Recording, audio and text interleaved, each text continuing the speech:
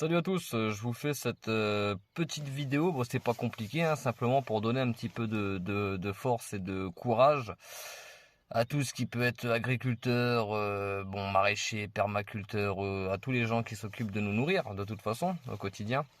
Mais dans quel sens leur donner du courage? Dans le sens, les gars, essayez de vous concentrer sur faire des choses propres, tu vois. Je m'explique, hein, les gars.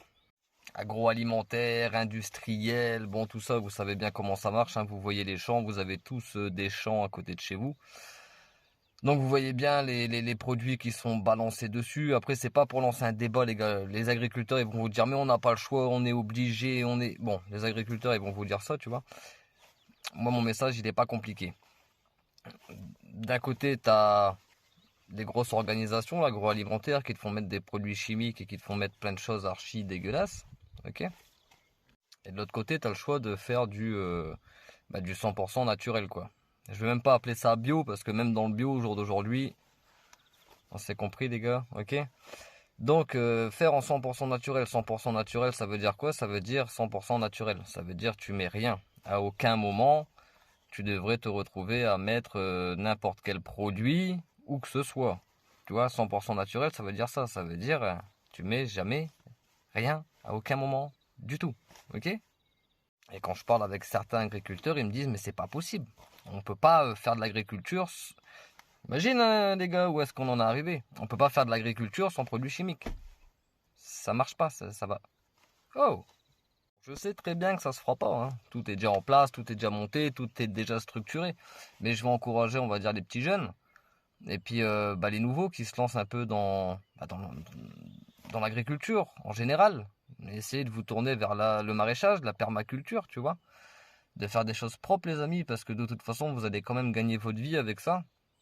Ah, vous n'allez pas vendre des centaines de tonnes, ok, tu vois.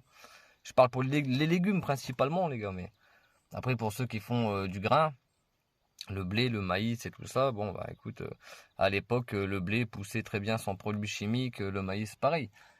Après, je connais toutes vos raisons, je suis du métier, je laissais des raisons, d'accord. C'est pas pour ça que je dois accepter ça, tu vois.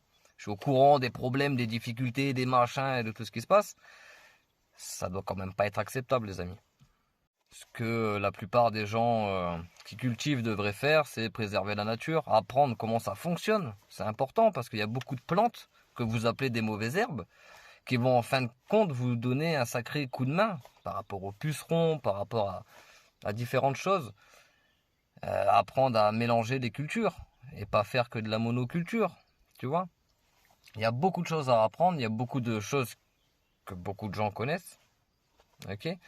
Mais malheureusement, ça reste un tout petit pourcentage de tous ceux qui produisent, quoi. Ça devrait être aussi une priorité, une base. Vous devriez tous au moins faire des fleurs pour les abeilles ou au moins avoir des ruches.